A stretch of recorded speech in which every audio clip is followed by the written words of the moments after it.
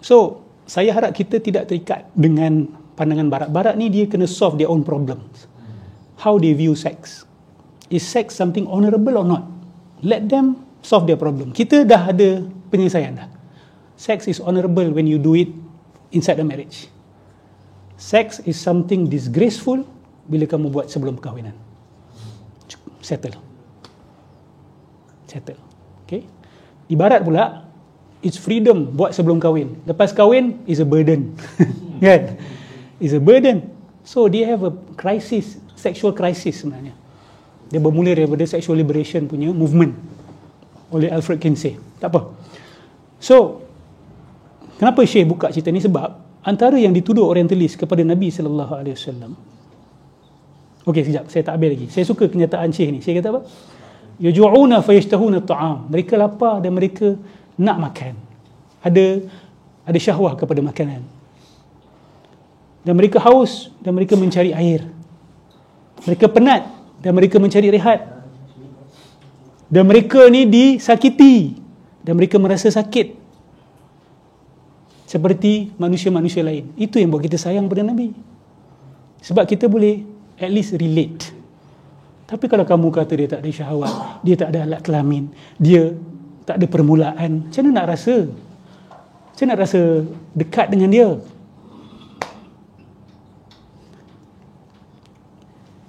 Dia dilontar batu rasa sakit berdarah. Ni tak. Ni seorang ni dekat Indonesia, Gus Samsudin tu. Dalam padepokan dia ceramah apa tau? Dia kata, siapa yang kata Nabi Muhammad pernah dilontar batu dan batu tu kena dan berdarah, itu belum belajar dalam lagi, dia kata. Kurang ajar betul. Belum belajar dalam lagi. Padahal benda ni sabit di dalam sirah Nabi sallallahu alaihi wasallam. Jadi dia punya kitab itu macam mana? Dia kata itu cerita yang tak betul. Itu zahirnya, batinnya makna lain. Nabi boleh campak batu, kan dia punya gigi patah kan?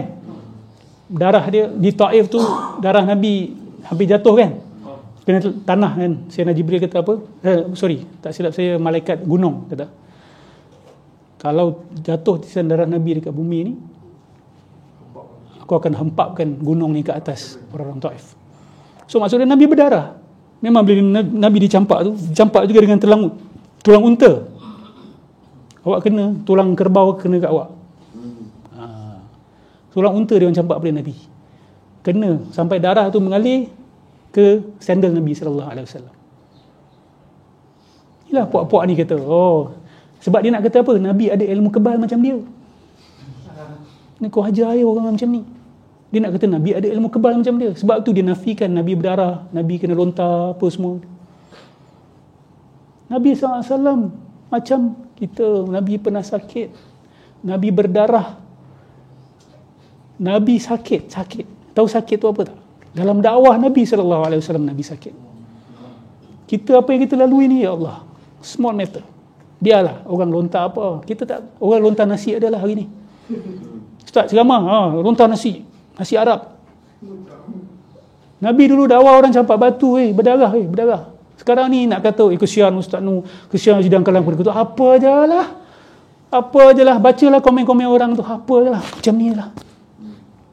Orang kutuk nama bapak, orang kutuk kita, orang kutuk kulit, apa je lah yang ada. Nabi kena apa? So nak berjuang sampai mana sahabat-sahabat? Takkan kena sikit kita rasa dah tak payah dah. Tak, kita pergi sejauh-jauh yang kita boleh, supaya kita rasa sakit apa Nabi rasa.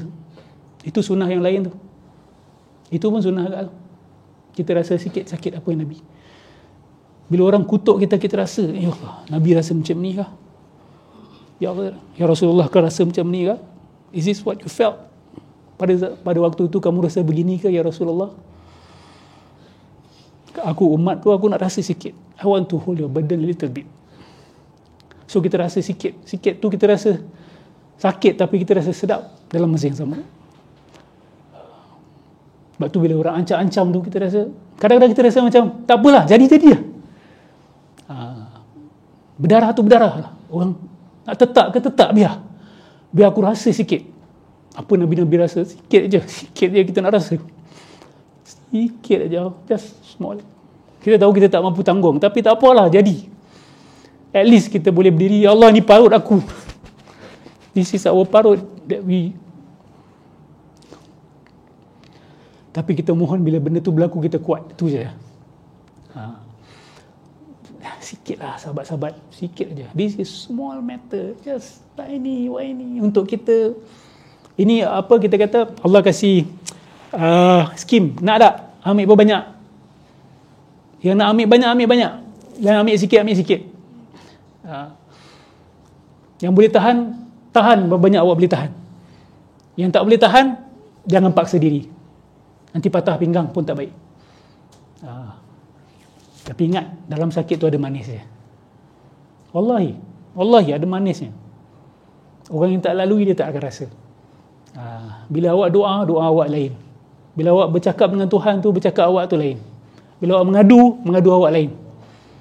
Bila awak tak disakiti, lain solat awak dengan waktu awak disakiti. Tengok doa Nabi ketika Nabi di Taif.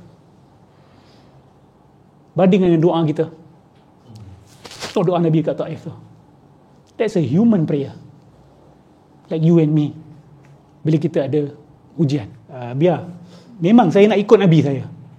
Sebab banyak saya boleh ikut, saya nak ikut. Sebab banyak sidang kalam nak ikut, kita ikut. Dan saya jemput sekali. Sebab banyak.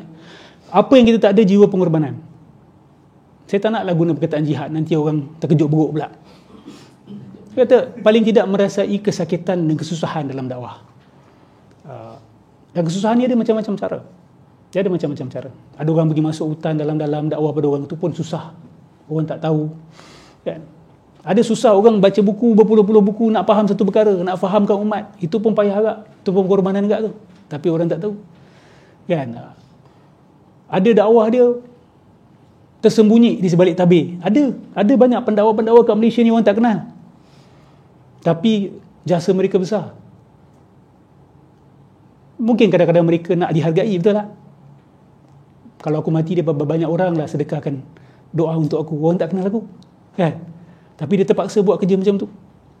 Ada orang terpaksa ke depan dan menanggung tomahan. Tak apa.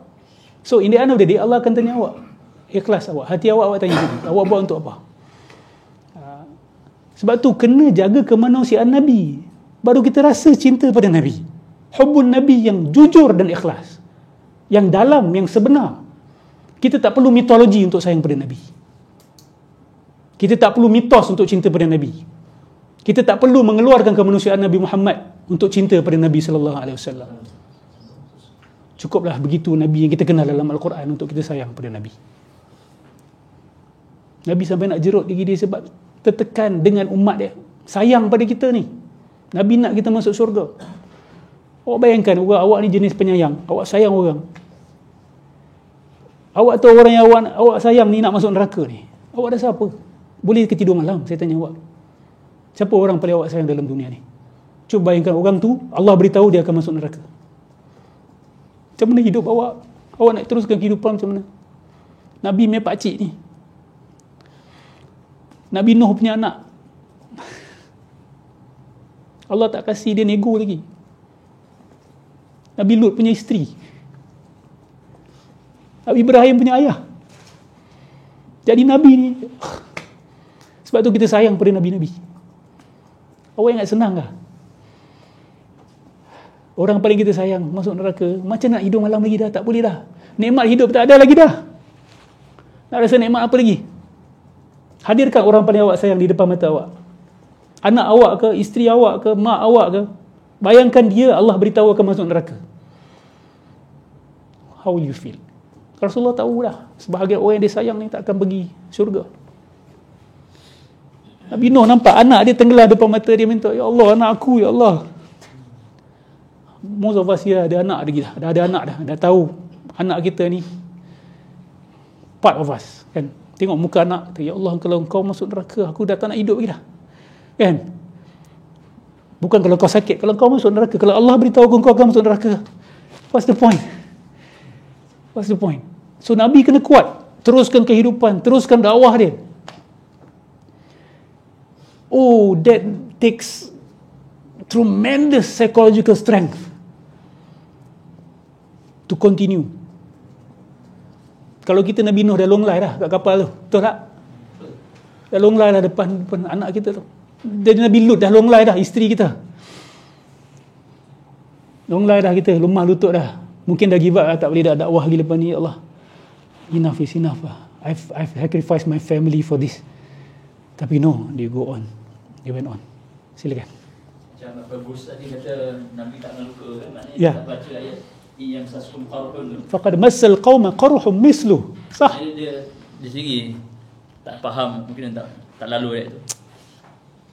Kalau kamu merasa sakit, kalau kamu ditimpa kesakitan, maka sesungguhnya musuh kamu juga ditimpa kesakitan yang sama. Sabarlah. Sebab Allah kata, aku menguji kamu dengan satu sama lain. Kan? Aku menguji dengan satu sama lain. Allah uji orang jahat dengan orang baik. Allah uji orang baik dengan orang jahat. So sabarlah. Ya. Tu Islam ni indah. Dia tak perlu mitos, tak perlu legend, tak perlu mitologi untuk kita hayati kasih sayang Nabi pada kita. Tak perlulah kata kita ni ada nur Nabi dalam jiwa kita, setiap atom kita nur. Tak perlulah. Orang yang kata begitu tidak lebih cinta pada Nabi daripada kita.